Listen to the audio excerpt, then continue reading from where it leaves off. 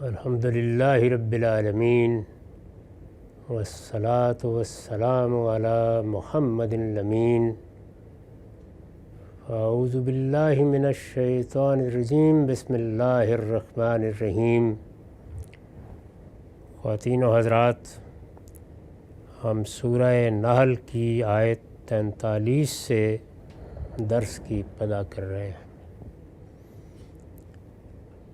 اس سے پیچھے یاد ہوگا یہ چیز بیان ہوئی تھی کہ جب اللہ کا پیغمبر ان کو اللہ کا کلام سناتا ہے، اللہ کی بات ان تک پہنچاتا ہے، اللہ کا حکم اور اللہ کی ہدایت کا ابلاغ ان تک کرتا ہے، تو یہ اس کے جواب میں یہ کہتے ہیں کہ تمہارا یہ کہنا ہے کہ یہ سب اللہ کا فرشتہ آ کر تمہیں بتا جاتا ہے، تمہاری طرف وحی آتی ہے، جبریل امین آتے ہیں۔ یہ جبریل امین جو تمہاری طرف آتے ہیں، یہ آخر تمہاری طرف آ کے کیوں رہ جاتے ہیں؟ یہ ہمارے پاس بھی آ جائیں اور آ کے ہمیں پیغام پہنچا دیں۔ یہ چونکہ اللہ کے قانون کے بالکل خلاف مطالبہ ہے، اگر غور کریں تو نہایت احمقانہ ہے۔ اس کے نتیجے میں اللہ نے جو امتحان برپا کر رکھا ہے وہ اپنی غایتی سے ختم ہو جاتا ہے۔ تو اس لیے جگہ جگہ اس حماقت کی طرف توجہ دلائی ہے۔ توجہ دلانے کے مختلف طریقے اختیار کیے ہیں، یہاں ایک اور پہلو سے متوجہ کیا ہے۔ چنانچہ اس وقت جو سلسلہ شروع ہو رہا ہے اس کا پیچھے سے تعلق یہ ہے کہ انہیں اصرار ہے کہ ان کے لیے فرشتے بھیجے جائیں۔ جب بھی ان کو پیغام پہنچایا جاتا ہے یا اللہ کا کلام سنایا جاتا ہے تو یہ کہتے ہیں کہ فرشتے براہ راست ہمارے پاس آئیں۔ اسی طرح کا مطالبہ بنی اسرائیل نے بھی کیا ہے اور قرآن میں اس کا بھی حوالہ ہے کہ جب قرآن ان کے سامنے پیش کیا جاتا ہے تو یہ کہتے ہیں کہ آسمان سے ایک کتاب براہ راست اترتی ہوئی دکھائی جائے، ہمیں تو تورات اسی طرح دی گئی تھی۔ تو اس طرح کے مطالبات مخاطبین کرتے رہتے ہیں۔ یہاں بھی چونکہ یہ پیچھے بیان ہو چکا ہے تو اب اس پر تبصرہ کرتے ہوئے کہا ہے کہ وَمَا أَرْسَلْنَا مِن قَبْلِكَ إِلَّا رِجَالًا نُوحِي إِلَيْهِمْ۔ حقیقت یہ ہے کہ تم سے پہلے بھی ہم نے آدمیوں ہی کو رسول بنا کر بھیجا تھا۔ یہ تاریخ سے استدلال کیا ہے۔ بنی اسماعیل رسول اللہ کی قوم ہے، ابراہیم علیہ السلام کی اولاد ہیں، لیکن کم و بیش 2000 سال کی تاریخ گزر چکی ہے، کئی نسلیں گزر چکی ہیں، صدیوں کا فرق واقع ہو چکا ہے۔ دینی روایات موجود ہیں لیکن وہ بھی اصل میں بزرگوں کی روایت یا سوسائٹی کا عرف یا ایک رواج بن کر رہ گئی ہیں۔ یہ صورتحال ہے جس میں جب اللہ نے اپنے آخری پیغمبر کو مبعوث فرمایا اور انہوں نے آ کر یہ کلام سامنے پیش کیا تو ایسی باتیں کہہ دی گئیں۔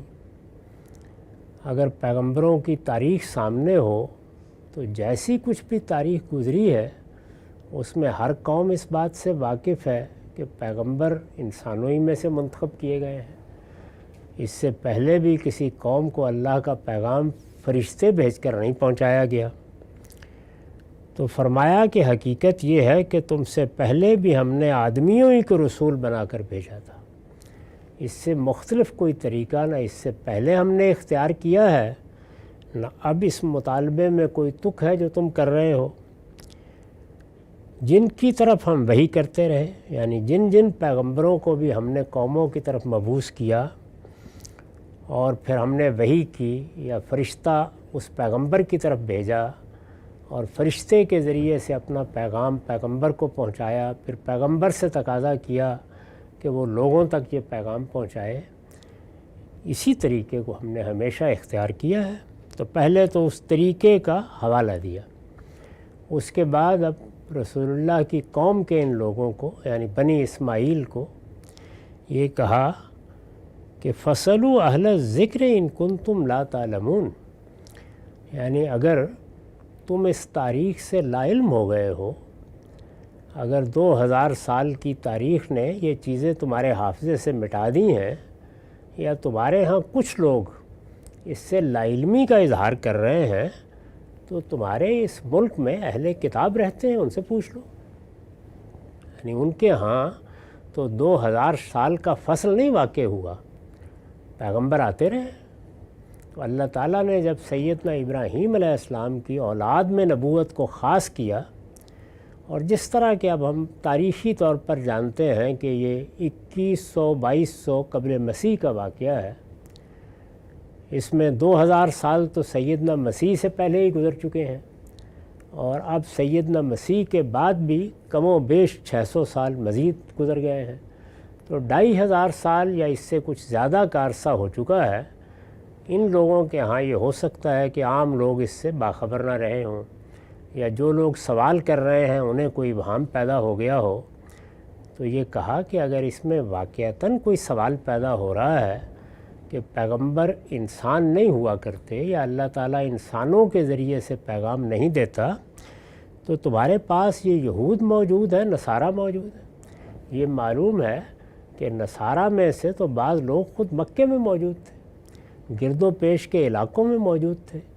ان لوگوں کا نصارہ کے علاقوں میں عام جانا ہوتا تھا، قافلے لے کر جاتے تھے، بہت ربط ضبط تھا۔ حبشہ کی طرف، شام کی طرف، عراق کی طرف یہ لوگ جاتے رہتے تھے، بلکہ عربوں کے بعض قبیلے جو شام، عراق کی اور جزیرہ نما عرب کی سرحد پر رہتے تھے، وہ زیادہ تر مسیحی ہو چکے ہوئے تھے، بہت بڑی تعداد ان کی مسیحی مذہب اختیار کر چکی تھی۔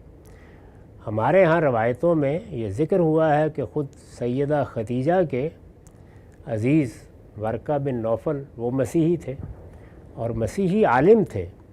اسی طرح کا معاملہ یہود کا تھا، وہ بھی کوئی زیادہ دور نہیں رہتے تھے، ان کی بستیاں بھی ان کے راستوں پر موجود تھیں، ان سے ان کا ملنا جلنا تھا۔ وہ حج عمرے کے موقعوں پر آتے بھی تھے اور وہاں سے آ کے ان کے ساتھ معاملات بھی کرتے تھے۔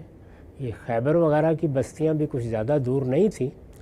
تو فرمایا کہ ان سے پوچھ لو، ان سے معلوم کرو کہ ان کے ہاں پیغمبر آتے رہے ہیں نا، پے در پے آتے رہے ہیں۔ ابھی زیادہ عرصہ نہیں گزرا، مسیح علیہ السلام کی بعثت ہوئی ہے، نصارہ ان کو اللہ کا پیغمبر مانتے ہیں۔ اسی طرح یہود اپنے ہاں بہت سے پیغمبروں کا ذکر کرتے ہیں۔ تو ان سب کے بارے میں پوچھ کے دیکھ لو ان میں سے کون فرشتہ تھا، سب انسان ہی تھے۔ یہ اس آیت میں پس منظر ہے، یعنی کیا معاملہ ہوا۔ سیاق و سباق یہ بتا رہا ہے کہ اللہ تعالیٰ نے جب اپنے پیغمبر کے ذریعے سے پیغام پہنچایا تو یہ احمقانہ مطالبہ کیا گیا کہ وہ فرشتہ جو تمہاری طرف پیغام لے کے آتا ہے وہ ہماری طرف براہ راست کیوں نہیں آ جاتا۔ اس کے جواب میں یہ کہا گیا کہ تاریخ میں ہمیشہ یہی ہوا ہے، یہ کون سی نئی چیز ہے۔ یعنی ہم نے کوئی نیا معاملہ کر دیا، اس سے پہلے تو فرشتے آتے تھے، جنات آتے تھے، اب ہم نے ایک انسان کو منتخب کر کے بھیج دیا۔ تو پہلے بھی یہی طریقہ تھا، اب بھی یہی طریقہ ہے۔ اس میں کوئی ابہام ہے کسی شخص کو تو ان لوگوں سے پوچھ لیں جا کے، اس لیے کہ ان کے ہاں تو پیغمبری کی روایت، کتابوں کے نزول کی روایت بغیر کسی انقطاع کے جاری ہے۔ ابھی حال میں ان کے ہاں پیغمبر آ چکے ہیں، ان سے جا کر معلوم کر لو۔ اس میں جو الفاظ استعمال ہوئے ہیں وہ ہے فَاسْأَلُوا أَهْلَ الذِّكْرِ، ان سے پوچھ لو جو اس سے پہلے یاد دہانی والے ہیں۔ ذکر یہ قرآن کے لیے بھی آیا ہے، یہ پہلی کتابوں کے لیے بھی آیا ہے۔ یعنی جس طرح قرآن کا نام قرآن ہے، تورات کا نام تورات ہے، اسی طرح سے الذکر بھی ان کتابوں کا نام ہے، کیونکہ یہ یاد دہانی کراتی ہیں۔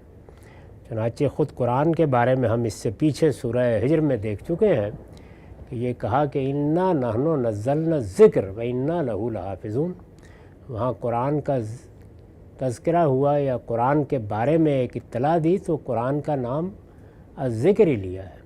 قرآن کے ناموں میں جس طرح الفرقان ایک نام ہے، القرآن ایک نام ہے، النور ایک نام ہے، اسی طرح الذکر بھی قرآن ہی کو کہا ہے۔ اور یہاں الذکر سے مراد تورات والے، انجیل والے، ان کی کتابیں بھی الذکر ہی ہیں۔ تو فرمایا ان سے پوچھ لو۔ ہمارے ہاں لوگوں نے جب تقلید کو ایک اصول قرار دیا اور یہ کہا کہ عام لوگوں کو کسی امام کی تقلید کرنی چاہیے، یعنی ان کا یہ کام نہیں ہے کہ انہیں کوئی دین سے متعلق مسئلہ پیش آئے تو وہ فلاں سے پوچھ لیں، فلاں سے پوچھ لیں، اپنی مرضی کے کسی عالم سے ایک بات معلوم کر لیں پھر کسی دوسرے سے معلوم کر لیں۔ جیسے ہم بیمار ہوتے ہیں تو جس طبیب پر اعتماد ہوتا ہے جاتے ہیں اور بدل بھی لیتے ہیں، جب اطمینان نہیں ہوتا کسی دوسرے کی بات بھی سن لیتے ہیں۔ تو وہ اس کے جواب میں یہ کہتے ہیں کہ یہ عام آدمی کا کام نہیں ہے۔ تو اس میں یہ سوال پیدا ہوتا ہے کہ یہ جو بات کہی جا رہی ہے کہ تقلید واجب ہے اور تقلید کی خلاف ورزی حرام ہے اور کسی نہ کسی امام کا دامن پکڑ کے رہنا چاہیے، اللہ نے اس کا پابند کہاں کیا ہے؟ تو اللہ نے ظاہر ہے کہ کہیں پابند نہیں کیا، لیکن یہ آیت اس کے جواب میں پیش کی جاتی ہے، یعنی یہ جو میں نے ابھی آپ کو پڑھ کے سنائی، فَاسْأَلُوا أَهْلَ الذِّكْرِ إِن كُنتُمْ لَا تَعْلَمُونَ، کہ جاؤ جا کر اہل ذکر سے پوچھو۔ اب سیاق و سباق میں نہ یہاں کوئی حکم دیا جا رہا ہے، نہ کوئی ہدایت کی جا رہی ہے، نہ مسئلہ پوچھنے کے لیے بھیجا جا رہا ہے۔ یہاں تو یہ کہا جا رہا ہے کہ اگر تمہیں کسی چیز کے بارے میں کوئی ابہام ہے تو تمہارے پاس وہ لوگ موجود ہیں جن کی طرف پہلے اللہ کی کتاب آتی رہی ہے، ان سے جا کے تصدیق کر لو کہ اللہ کی کتاب اس سے پہلے فرشتے براہ راست لے کے آتے ہیں یا وہ پیغمبروں کے پاس آتے ہیں اور پیغمبر آگے انسانوں تک پہنچاتے ہیں۔ یہ ہے اس کا سیاق و سباق۔ اس میں نہ وہ موضوع ہے، نہ وہ مدعا ہے، نہ اس میں پوچھنے کو فرض کیا گیا ہے، نہ پوچھنے پر کوئی نکیر کی گئی ہے۔ سرے سے یہ موضوع ہی نہیں ہے، یعنی نہ جملہ اس کے لیے ہے، نہ سیاق اس کے لیے ہے، نہ مدعا اس کے لیے ہے، نہ بیان اس کے لیے ہے۔ تو ہمارے ہاں جب قرآن مجید کو اس طرح سیاق و سباق سے الگ کر کے اس سے مسائل نکالے جاتے ہیں اور نکالنے والوں کو داد دی جاتی ہے تو اس کا آپ اس سے اندازہ کر سکتے ہیں یہاں کوئی سرے سے موضوعی زیر بحث نہیں ہے، بات ہی بالکل دوسری ہو رہی ہے، اور جو بات کہی جا رہی ہے اس میں نہ کچھ واجب ہو رہا ہے نہ کوئی حکم دیا جا رہا ہے۔ ایسے ہی ہے جیسے ایک آدمی آپ کے ساتھ بحث کر رہا ہے اور وہ یہ کہتا ہے کہ پاکستان میں اسلام آباد نام کا تو کوئی شہر نہیں ہے، تو آپ یہ کہیں کہ بھائی یہ لوگ پاکستان سے آئے ہیں، 10 آدمی پوچھ لو ان سے جا کے۔ تو یہاں کیا پوچھ لو جا کے یہ کوئی حکم دیا جا رہا ہے؟ نہ پوچھیں تو حرمت لاحق ہو جائے گی، یہ کوئی دینی واجب بیان کیا جا رہا ہے؟ کچھ بھی نہیں ہے۔ تو یہ سیاق ہے اور یہ محل ہے اس آیت کا، اس کا ہرگز اس موضوع سے کوئی تعلق نہیں۔ اسی طرح کے موقعوں پر اردو کا محاورہ ہے کہ مارو گھٹنا پھوٹے آنکھ، یعنی لفظ کے لحاظ سے دیکھ لیجئے، جملے کے لحاظ سے دیکھ لیجئے، سیاق و سباق کے لحاظ سے دیکھ لیجئے، کوئی اس مضمون سے تعلق ہی نہیں ہے سرے سے بات کا۔ لوگوں نے نکال لیا اور پھر بڑے بڑے اہل علم ہیں کہ وہ اسی آیت کو سر عنوان بناتے ہیں اور تقلید پر مقالہ لکھ دیتے ہیں۔ وَمَا أَرْسَلْنَا مِن قَبْلِكَ إِلَّا رِجَالًا نُوحِي إِلَيْهِمْ فَاسْأَلُوا أَهْلَ الذِّكْرِ إِن كُنتُمْ لَا تَعْلَمُونَ۔ انہیں اصرار ہے کہ ان کے لیے فرشتے بھیجے جائیں، حقیقت یہ ہے کہ تم سے پہلے بھی ہم نے آدمیوں ہی کو رسول بنا کر بھیجا تھا جن کی طرف ہم وحی کرتے رہے، سو اگر تم لوگ نہیں جانتے تو ان سے پوچھ لو جو اس سے پہلے یاد دہانی والے ہیں، ان سے معلوم کر لو، پتہ چل جائے گا تمہیں کہ اس سے پہلے بھی انسان آدمی ہی پیغمبر بنا کے بھیجے جاتے رہے ہیں۔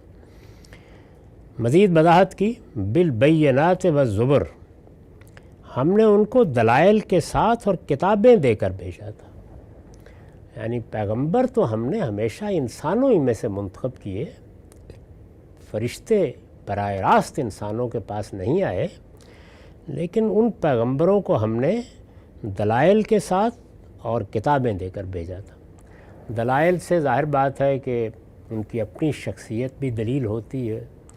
وہ جس پس منظر سے اٹھ کر یہ دعویٰ کرتے ہیں وہ بجائے خود ایک روشن دلیل بن کے سامنے کھڑا ہو جاتا ہے۔ ان کی سیرت اور ان کا کردار بھی دلیل ہوتی ہے۔ ان کو جو معجزات دیے جاتے ہیں وہ بھی دلیل ہوتے ہیں۔ تو دسیوں پہلو سے جو چیزیں پیغمبر کی ذات کا احاطہ کرتی ہیں اور جن میں سے بہت سی چیزوں کو خود قرآن نے استدلال کے طور پر پیش کیا ہے۔ مثال کے طور پر یہ بات کہ جب بھی کوئی پیغمبر آیا ہے تو انسانی علم کا جو ہمیشہ سے طریقہ ہے، جس کی کبھی خلاف ورزی نہیں ہوتی، کہ وہ صحیح و خطا سے، ٹرائل اور ایرر سے ظہور پذیر ہوتا ہے، تمہیں پیغمبر کے ہاں اس کے کوئی آثار نہیں ملتے۔ یہ خود اس بات کی دلیل بن جاتا ہے کہ پیغمبر نے جو کچھ پایا ہے وہ اوپر سے پایا ہے، کیونکہ کسی شخص پر اس طرح اچانک 30-40 سال کی عمر میں اس نوعیت کا کوئی کلام، ایسا کوئی فکر، اس طرح کے مضامین کہیں سے آ نہیں جایا کرتے۔ انسان کے سیکھنے کا، سمجھنے کا، اپنی گفتگو کو ترتیب دینے کا ایک پورا تاریخی مرحلہ ہوتا ہے جس سے گزر کر وہ ایک جگہ پر پہنچتا ہے۔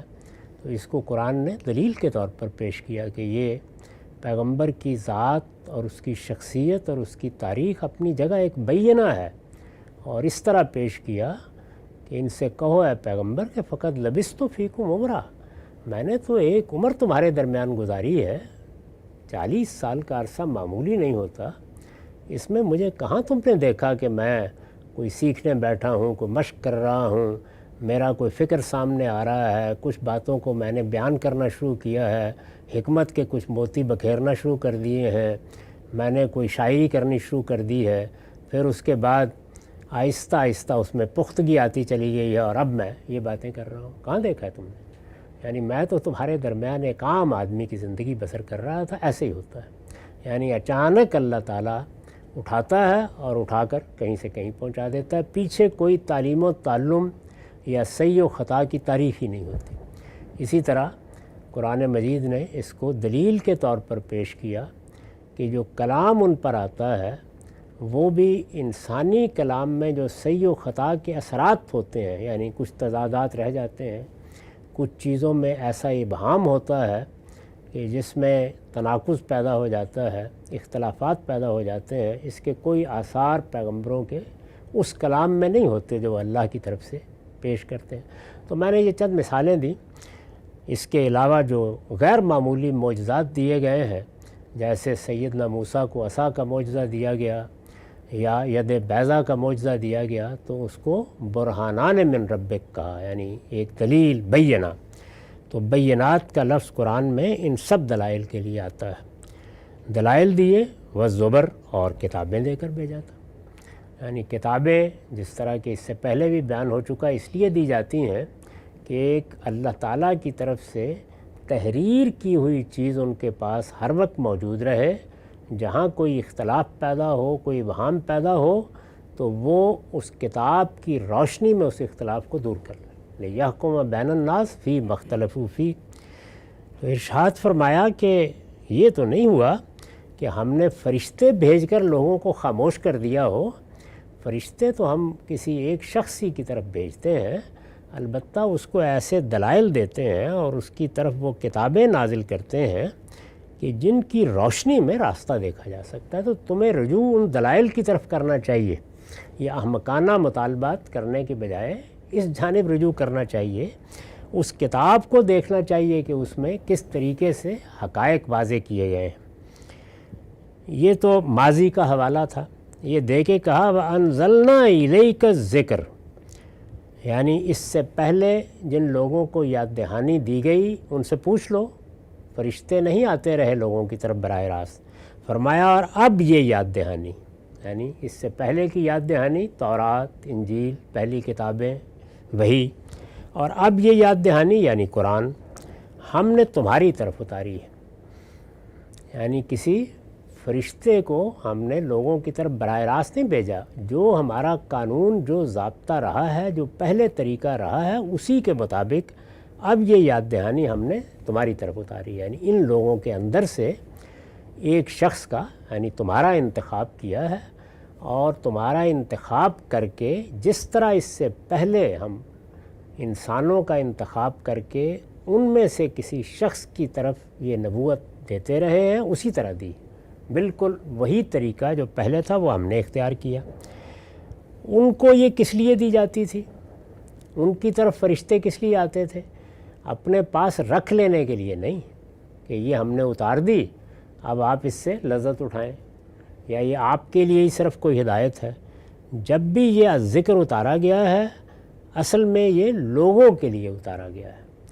تو تمہاری طرف ہم نے یہ یاد دہانی نازل کی، اس لیے نازل کی لِتُبَيِّنَ لِلنَّاسِ مَا نُزِّلَ إِلَيْهِمْ، اس لیے کہ جو چیز لوگوں کے لیے اتاری گئی ہے. پہلے کیا ہے؟ انزلنا الیک، یعنی تمہاری طرف اتاری ہے. پہلے ہم پیغمبری کی طرف اتارتے ہیں، لیکن پیغمبر کی طرف اتارتے کس لیے ہیں؟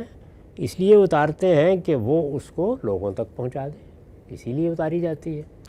لِتُبَيِّنَ لِلنَّاسِ مَا نُزِّلَ إِلَيْهِمْ، تو یہ لِتُبَيِّنَهُ لِلنَّاسِ نہیں کہا، بلکہ لِتُبَيِّنَ لِلنَّاسِ مَا نُزِّلَ إِلَيْهِمْ کہا ہے، تاکہ یہ واضح ہو کہ اللہ کی جو کتاب بھی آتی ہے، جو پیغام بھی آتا ہے، جو ہدایت بھی آتی ہے، وہ ہمیشہ ایک شخص کا انتخاب کر کے اس کی طرف آتی ہے، اور وہ ہوتی سب لوگوں کے لیے، یعنی اس کو پھر اسے پہنچانا ہوتا ہے. تو گویا قاعدہ کیا ہوا؟ وہ یہ کہ اللہ کا طریقہ اس سے پہلے بھی یہی رہا ہے کہ وہ اپنی یاد دہانی، اپنا پیغام، اپنا الہام ایک شخص کو کرے، اور پھر وہ شخص اس کی لوگوں میں تبلیغ کر دے، لوگوں تک اس کو پہنچا دے. تو یہاں جو لفظ تبینہ استعمال ہوا ہے، اس کی حقیقت بھی سمجھ لینی چاہیے. اس سے پہلے جو بات بیان ہوئی کہ یاد دہانی والوں سے پوچھ لو، اس پر میں نے حاشیہ لکھا ہے یعنی اہل کتاب سے پوچھ لو. یہاں کوئی علماء سے پوچھ لو جا کے، یا مسئلہ پوچھو تو کسی عالم سے پوچھو، یہ یہاں کا موضوع نہیں ہے. یعنی اہل کتاب سے جو نبوت و رسالت کے باب میں خدا کے قانون کو خوب جانتے ہیں، انہیں پتہ ہے. ان کے ہاں تو ایک پوری تاریخ بن چکی ہے، 2000 سال کی تاریخ. انہیں معلوم ہے کہ انسانوں کے اندر نبوت و رسالت کا منصب ہمیشہ انسانوں ہی کو دیا گیا ہے، اس کے لیے فرشتے کبھی منتخب نہیں کیے گئے. تو یہ تو پہلی بات کو واضح کیا. اب یہاں آیت تو میں نے پوری طرح واضح کر دی، لیکن یہ پہلو کہ فعل تبینہ کیسے استعمال ہوا ہے، ہمارے ہاں اس کی ایک مختصر سی تاریخ ہے. یعنی اس لفظ کو، اس آیت میں اس لفظ کو سمجھنے کی ایک تاریخ ہے. وہ تاریخ بھی ذہن میں رکھنی چاہیے. لفظ بینہ استعمال ہوا ہے، عربی زبان کا عام فعل ہے. اس کا مطلب ہوتا ہے کسی چیز کو ظاہر کرنا، اظہار، ایذاء، یہ اس لفظ کا اصل مفہوم ہے. اب یہ دو پہلوؤں سے آ جاتا ہے. ایک اظہار الشیء، یہ بات بھی ذہن میں رہے کہ عربی زبان میں جو فعل استعمال ہوتے ہیں وہ اپنے اسناد کے لحاظ سے معنی دیتے ہیں. یعنی وہ شے کی طرف ہیں، وہ آدمی کی طرف ہیں، وہ کسی معاملے کی طرف ہے. تو یہ جب کسی چیز کے لیے آتا ہے تو اس وقت اس کا مطلب ہوتا ہے اس چیز کو ظاہر کر دینا. یعنی میرے پاس کوئی علم ہے، میں اس کو آپ تک پہنچاؤں تو یہ کیا ہے؟ یہ میں بیان کر رہا ہوں. اسی پہلو سے قرآن اپنے آپ کو کہتا ہے ھذا بیان للناس. یہ جو فعل استعمال ہوا ہے اسی کا مصدر ہے بیان. بینہ یبین کا مصدر ہے بیان. تو بیان للناس یعنی یہ لوگوں کے لیے اللہ کی طرف سے ایک بیان ہے. اللہ نے جو بات کہنا چاہی تھی وہ بیان کر دی. اس میں در حقیقت جب کسی کلام کے لیے یا کسی پیغام کے لیے یہ لفظ استعمال ہوتا ہے تو ما فی الضمیر کے بیان کے لیے ہوتا ہے. یعنی میرے پاس جو چیز ہے وہ میں آپ کو بتا دوں. یہ بالکل ٹھیک وہی مفہوم ہے جو تبلیغ کا ہے.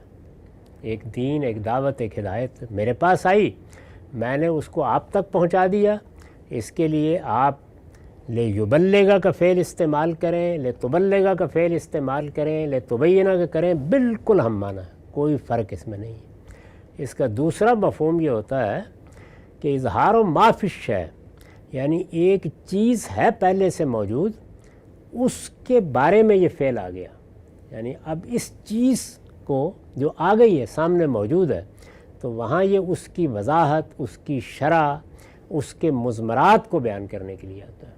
یعنی اگر مثال کے طور پر یہ کہا جائے کہ ذرا آپ یہ غالب کا شعر ہے، اس کو اس فعل کے ساتھ کہا جائے کہ بین، تو مطلب یہ ہوگا کہ اس کی وضاحت کی جائے، اس کی شرح کی جائے، اس کے اندر جو چیزیں چھپی ہوئی ہیں وہ نکالی جائے۔ تو دو معنی میں یہ شے کے اسناد میں استعمال ہو جاتا ہے، خود اس چیز کا اظہار یا اس چیز میں چھپے ہوئے کسی پہلو کا اظہار۔ خود اس چیز کا اظہار ہوگا تو تبلیغ کے معنی میں ہو جائے گا، اس کو پہنچا دیں، اور اگر اس کے اندر چھپی ہوئی کس چیز کا اظہار ہے تو شرح کے معنی میں ہوگا، وضاحت کے معنی میں ہوگا۔ یہ دو معنی میں یہ پھیلاتا ہے۔ اب یہ بات بھی طے ہے کہ کوئی فعل، کوئی لفظ اگر 2، 3، 4، 5 معنی میں آتا ہے تو جب ہم طے کر لیتے ہیں کہ سیاق سے، سباق سے، جملے کی تالیف سے یہ اس معنی میں ہے، یہاں یہ اس طرح استعمال ہوا ہے، تو پھر وہ دوسرے معنی میں نہیں آ سکتا۔ یہ جیسے عربی زبانی کا لفظ عین، اس کے معنی آنکھ کے بھی ہیں اور چشمے کے بھی۔ اب ہمارے ہاں بھی یہی ہوا ہے، یعنی ہم عینک کو بھی چشمہ کہتے ہیں، اور پہاڑ کے دامن میں پانی نکلتا ہے تو اس کو بھی چشمہ کہتے ہیں۔ تو ایک لفظ جب دو معنی میں استعمال ہو گیا، تو اب اگر مثال کے طور پر میں نے یہ کہا کہ اس دفعہ تو گاؤں جا کے بڑی خوشی ہوئی، وہاں چشمہ نکل آیا، اور آپ یہ کہیں کہ اس چشمے سے مراد یہ ہے کہ وہاں عینک ایک ٹوٹی ہوئی مل گئی، تو یہ ممکن نہیں ہے۔ یعنی اب یہ اسی چشمے کے لیے ہے۔ لیکن جب جملہ یہ بولا گیا ہے کہ بڑے دنوں سے خیال تھا کہ کوئی چشمہ لیا جائے، اس لیے کہ اب یہ پرانا ہو رہا تھا تو میں لے کے آیا ہوں، تو یہاں اب چشمہ وہ دریا کا یا وہ پانی کا چشمہ نہیں ہو سکتا۔ تو یہ قاعدہ ہے۔ چنانچہ اس لفظ کے بارے میں بھی پہلے دن سے یہ بحث پیدا ہوئی۔ بحث کیا پیدا ہوئی، بلکہ جس طرح ہر لفظ کے بارے میں غور کرتے ہیں تو پہلی 3 صدیوں تک مسلمان اہل علم نے ایک آدھ کسی استثناء کو آپ الگ کر لیں، بالعموم صحابہ نے، تابعین نے اسے تبلیغ کے معنی میں لیا ہے اس آیت میں۔ یعنی یہ پیغمبر کی طرف قرآن اتارا گیا ہے، اس لیے اتارا گیا ہے کہ وہ لوگوں میں اس کی تبلیغ کر دیں، اس کو لوگوں میں پہنچا دیں، اسی مفہوم میں لیا۔ اس کے بعد ایک بحث پیدا ہو گئی، حدیثیں 3 صدی میں ترتیب پا گئیں، اور یہ بحث پیدا ہوئی کہ حدیث کیا چیز ہے، رسول اللہ نے یہ باتیں اگر کہی ہیں تو ان کی کیا حیثیت ہے۔ تو لوگوں کو خیال ہوا کہ یہاں یہ دوسرے معنی میں لے لیا جائے، اور اس کا ترجمہ انہوں نے یہ کر دیا کہ ہم نے آپ کی طرف یہ یاد دہانی اتاری ہے تاکہ لوگوں کے سامنے آپ اس کی وضاحت کر دیں، شرح کر دیں۔